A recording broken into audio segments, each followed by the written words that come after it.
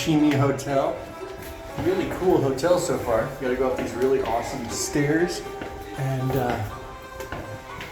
man, the decor is really period. Really cool place so far.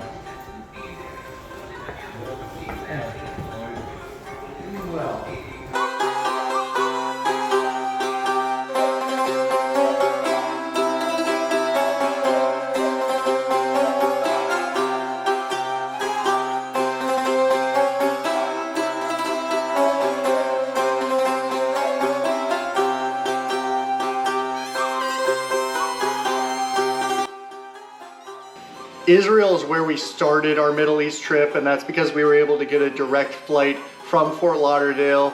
And I don't want to discount Jerusalem though, because that place was just amazing. Yeah, we had an excellent 2 days in Israel, and we want to show you everything that we did, and we got most of the highlights in. Would have been like almost all of them if there wasn't for like a curveball that you're going to see halfway through this.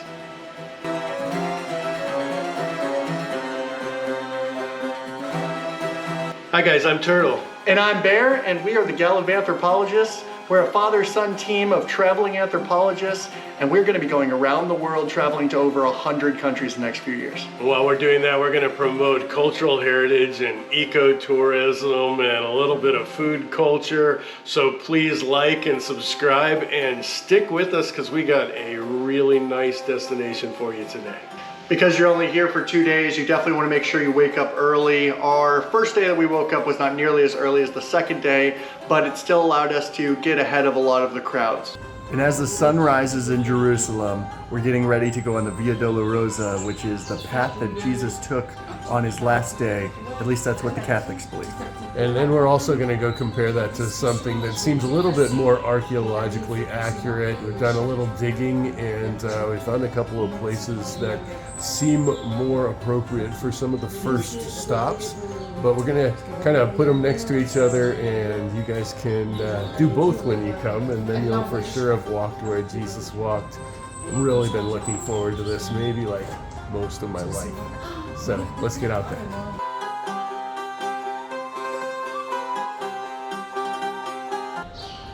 The story of Jesus' last day starts at the Praetorium, and the Praetorium is where he was brought in front of Pontius Pilate. And one option of the Praetorium is the one that the Catholics christened as the place that Jesus got his crown and got whipped and all these things. And that's the first stop of the Via Dolorosa. So we went through every stop on the Via Dolorosa up to 10. And to see those, you really want to go back to Friday's episode. Yeah, then we went over to the Blue Mosque, and we got a little sidetracked because it was early, so we needed some coffee.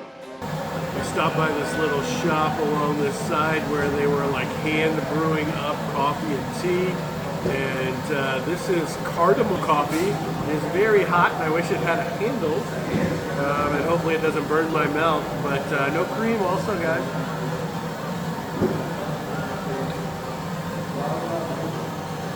Added a little bit of sugar. Probably could have used a little bit more. You can taste the cardamom, and you can taste that it is going to wake us up, and we are way off of our normal sleep schedule. So wake up is good. We're going to go on to the Dome of the Rock in just a minute. And you guys should definitely do this if you're here, even if you like cream in your coffee like we do.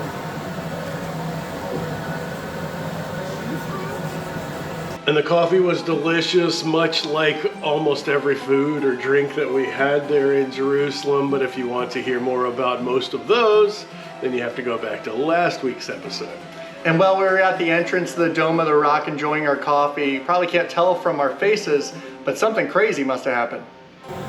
The gate behind me is the gate to the Mount Temple, which is where the Dome of Rock is. And they closed it really fast. We read something that said that if a security thing happens, they can close it at any time. Well, they were in a really big rush to close it, so we're gonna sit around a little bit, so hopefully it'll open in like 10 minutes. But in the meantime, we're gonna get some pomegranate juice. And so we decided that we would go grab something to eat and go to another one of the real highlights here. And so we wanted to head over to the Wailing Wall or Western Wall. And there they had like all the security that you had to go through. And I couldn't help but think, I wish they had that for the Temple Mount so that they didn't have to worry so much and make it only one religion at any time. So we're walking over to the Western Wall or the Wailing Wall, and this is what's left of Herod's temple. It's very sacred to the Jewish people, and you actually write on a piece of paper a prayer, and then you can stick it in the little cracks of the wall. And it's really cool. One thing you do have to do is grab a little yarmulke. So we'll do that.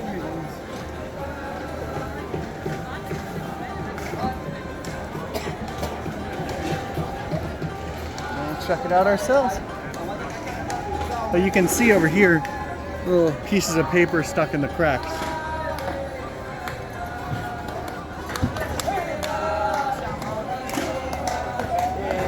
Next one I say.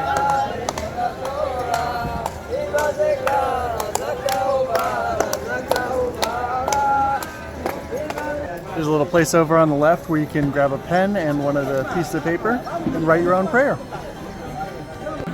And as you can see, there is a female side and a male side. So make sure when you come to go to your respective side. And it's just really interesting to see this dynamic. So what we're going to do, and we're not going to record it, is we're going to go up here and you say a prayer to God. And it's not required that you have to be Jewish to do this. And we've done religious things in Asia and things like that. And I think one of the things that's really important to understand is we're trying to communicate as people, generally, with our Creator.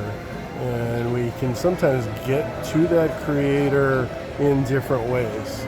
But I always enjoy the fervency that people have when they're in their place. And this is a very important place for the Jewish people, so I didn't want to interrupt them by being too loud up where they're praying. And it's pretty surreal. There's always a lot of power in these type of places, whether it's Muslim or Christian or Buddhist or Jewish in this case. So when you come here, try not to make a scene, especially if you're a YouTuber like we are. You don't want to just be that guy. So we're not going to be that guy. We're just going to be one of the guys. Peace. We enjoyed walking around. I liked all of the different ceremonies that were going on, and there were sections where you can buy the little box that they put on their head, and some of them have straps on their arms. It was just a really cool cultural experience.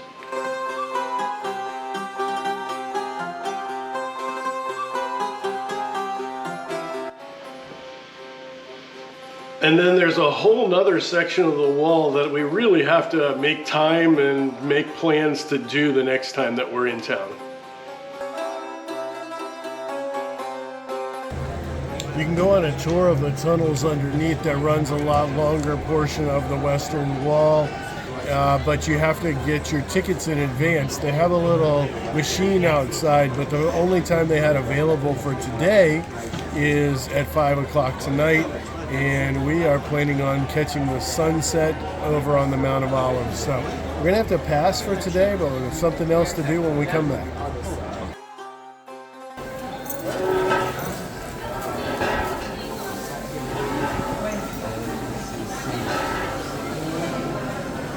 I guess Muslim ladies really like candy. There's certain times where you're allowed to go to the Dome of the Rock if you're not Muslim.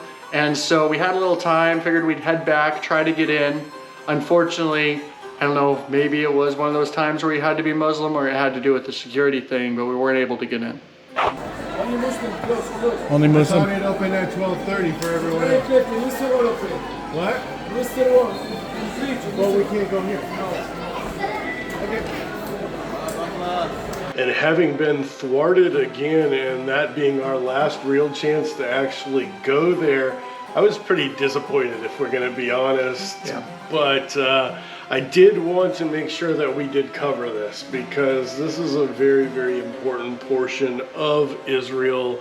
And if you go to Israel, you have to recognize, and you'll really feel that you have all three of these religions here. And for the Muslim religion and the Jewish religion, this spot's really important. Yeah, obviously, I really wanted to go here, not only because it's a great place to take Instagram photos, and I know that's one of the reasons that a lot of people come here is to take the Instagram photos of the beautiful building, but it really is so important, and we love to just experience culture and religion as much as possible. The Dome of the Rock was built by the Umayyad dynasty in the 7th century CE, and it's actually the oldest Islamic monument in existence today. And according to the Muslims, why this is so important is two really important things happened here, and they both had to do with the transportation of Muhammad. In one instance, called the Miraj, he was taken up to heaven to talk to God, and then in another, he was taken over to Mecca. It is still a beautiful place, and wow, is it beautiful. You know, you have the blue mosque, and then you have the beautiful dome on the top. It's actually gold-leafed wooden, and it's super cool. Inside, they have a lot of mosaics and inscriptions. The interesting thing is, none of their inscriptions actually have humans or animals on them, but they do have some like vegetables, and then they have a lot of like the script. And I know we've been talking a lot about Muhammad, and a lot of people believe that it is because of Muhammad that this place was built. However, none of those inscriptions actually mention Muhammad at all. Right, it's actually something that really more reflects like Byzantine architecture, which is really neat. But the mosaics outside of maybe the Taj Mahal, the mosaics here are just ridiculous and amazing. And for the Jewish people, this is where Solomon had built his temple, and it's very important. And the rock, the Dome of the Rock, is a rock, which is where Muhammad apparently went up into heaven. But it's also where the Jews think that the world was created, and possibly where Abraham was going to sacrifice Isaac. And so we'll see another alternative for that later. And then even again, the archaeologists actually think it's a little further out of town. And on our way out, we finally gave in and decided to try some of the candy that the Muslim women seem to be crazy about. So this is a sesame seed with pistachio candy.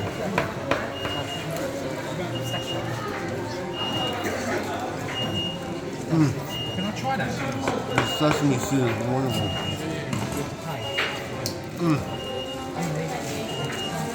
It's so smoky, and then the pistachio's got that little saltiness to it, and then there's like a kind of almost a citrusy honey that they use to put together. It's really delicious. I'm gonna give you some of that. We're gonna get a couple of kinds here, and we'll eat those later, maybe. And our next stop that we wanted to hit was the Tower of David, both because it was important to Jews and Christians, and really important to the vlog we put out on Friday. So we decided to run right over there. The first place on what archaeologists would argue is the path of Jesus was here at Herod's palace, and we're down in the gardens below the Tower of David Museum, which is apparently awesome. We're not going to have enough time to see it this time, but you can walk around down here for free, and this is probably closer to the level that it was at. And the reason that they hypothesize that this is a better area for where Jesus was tried and then flogged and all the things that we saw in the traditional one is that at the traditional spot of it, they did have what looks to be just a guard tower, and that seems to be way too small for somebody of Pontius Pilate's social standing or political standing. And so they said the only place that seemed grand enough would have been here. It also would have given you a straighter line, and it would have fit all of the other little things of what the Praetorium would have been in. So in my mind, when you're talking about this is more what I picture, and we're gonna go take a look around. The other cool thing about this is there's a whole lot of exposed archaeology down here instead of something that's got all these churches built on top of it.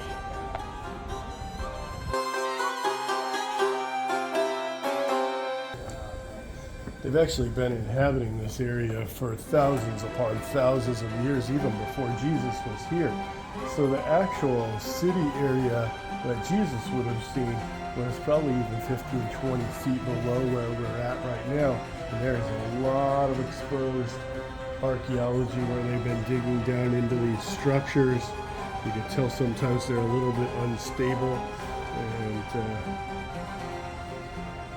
it would take a lot to have confidence digging under that wall, I think.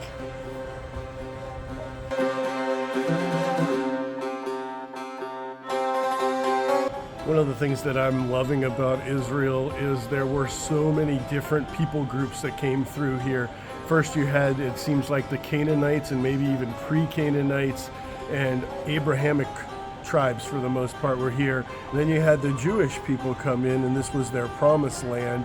And then they were raided several times, including by the Babylonians. Eventually the Romans take over, and at the time of Christ, that's what's going on here. You have a lot of Roman things, and a lot of this substructure down here was the Roman surface. And then after the Romans, you get a series of kind of trade-offs between Muslims, and then the Christians would come in on a crusade, and then the Muslims would take it back. This was a really, really battled for area. It was contested heavily, and it still is contested heavily today, as evidenced by the fact that we were going to the Dome of the Rock and they had to slam the doors closed because of something that was going on. It definitely is a very well-armed security force here, and it would have been then also. This is probably my favorite part of the city so far, but that's because I'm a dirt nerd.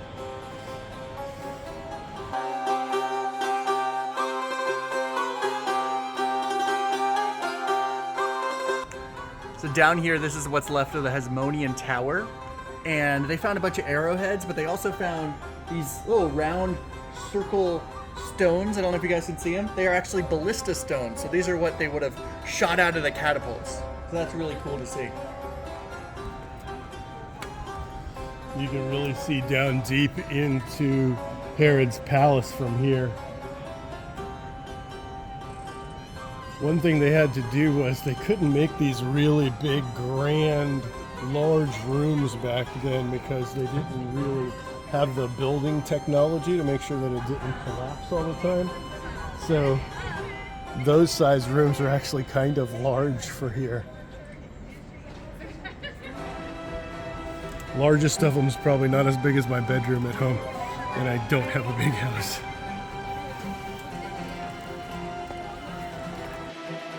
And after you've walked around up there on the top, get all the way to the top, tippity top, and the view from up there is amazing. For us, it was really important because we both shot the intro for this thing, and we shot where we were trying to walk to follow the archaeological portion of Jesus's way to Golgotha.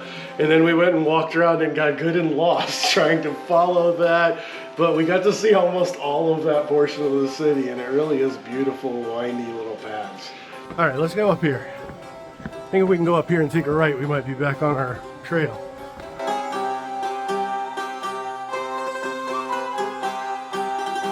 So we're kind of ad-libbing now because I think that alley that I could see from above got cut off somehow, and we're going to be back on it here in just a second.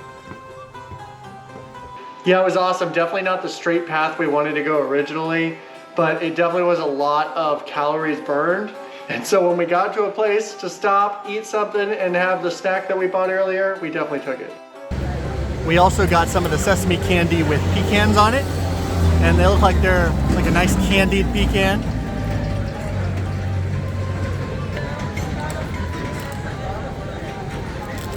There's plastic on the bottom of it.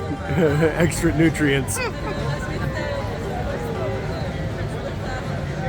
It's really good, similar to the pistachio one, except for it has pecans, which I like as well. And after you're done eating, it's probably eaten up almost an entire day to see all these great places. So you're going to want to head to the best sunsets in all of Jerusalem with a couple of really cool stops along the way. We're headed up to the Mount of Olives for sunset, but along the way we're going to go through the Garden of Gethsemane, and for right now we're going to head in here and see the tomb of Mary, the mother of Jesus.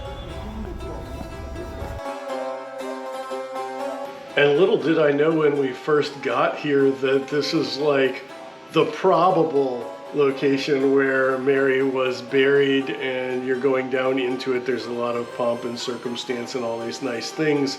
It is where I believe that she was buried, but then when we went to Ephesus, there's also like this tradition that she lived in Ephesus and that she died there and was buried there. And we don't know which one is absolutely true. I kind of get the feeling it's this one. So it's down here in this cave that Mary, the mother of Jesus, was buried. It looks like they may not have raised her tomb like they did Jesus, but it's right through here. I don't want to talk in there, so I'm going to let you guys peek and then we're going to shut this off. And after you're done with that, head up a couple hundred yards and check out a spot that's really important to the Christian faith. We're standing in the Garden of Gethsemane, which is where Jesus was betrayed. And they say that some of the olive trees here are actually over 2,000 years old and could have been here at the time that he was. And we're going to do a real quick circuit through here, but we want you to get up. We want to get up top so that you can see the beautiful sunset. But this is definitely a cool place to stop if you are headed up to the Mount of Olives, and it's very historically significant.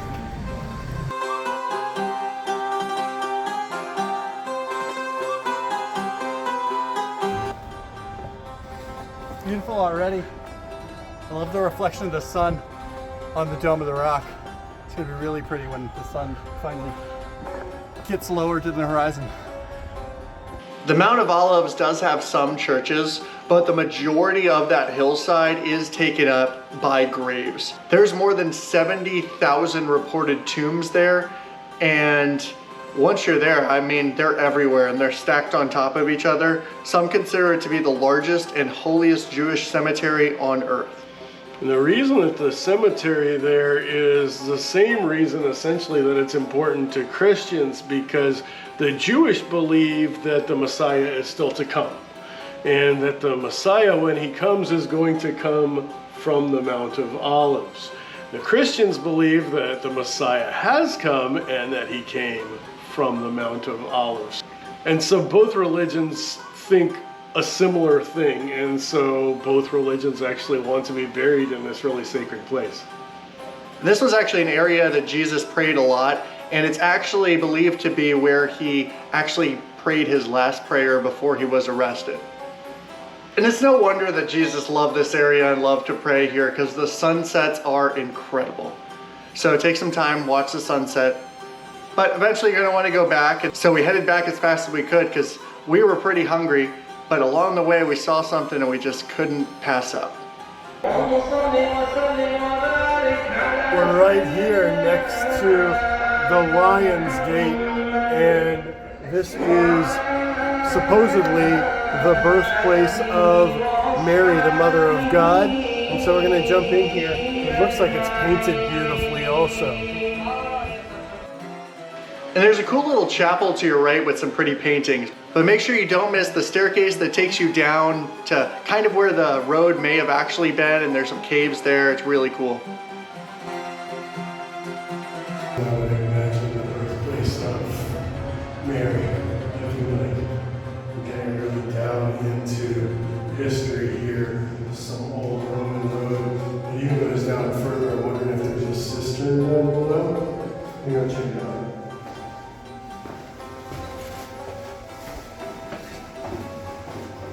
Wow. This is hewn right out of the bedrock. It's got to be going to a cistern. Watch your head.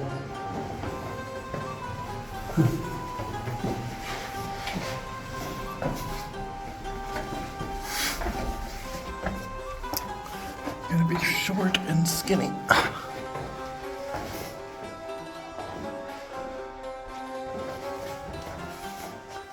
The mosaic floor. So now you're looking at a Roman mosaic floor, and this is probably where the actual birthplace just kind of carved in. She would not have been wealthy.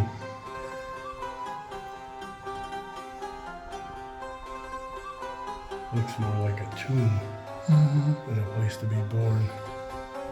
And afterwards, while we still had a little bit of light, I had heard that the Western Wall was really awesome at dusk because it's very important to certain sects of Judaism, and there's a lot less tourists, and that really played out, and it was probably a better experience, I would say, for us to check that out.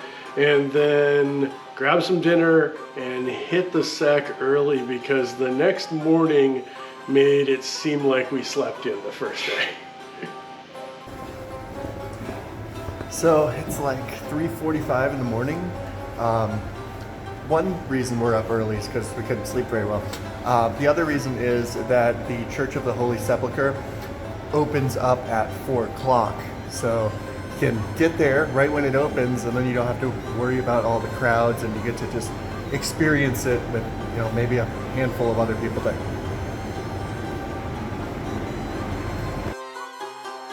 I hate waking up early, but sometimes it is worth it, and this was worth it. There was like no one there, and we got to see the opening ceremony, and we got to see the last 4 stops of the Via Dolorosa, and honestly, I would wake up early again to experience it.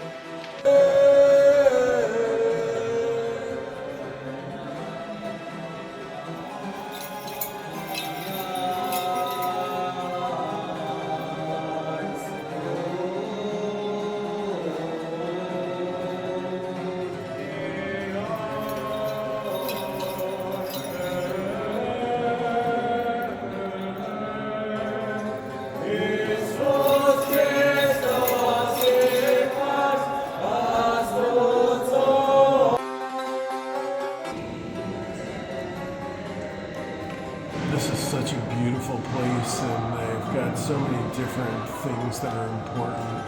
And we did get to peek into the tomb, and they kind of have grandeur on top of grandeur, but it's pretty simple inside there.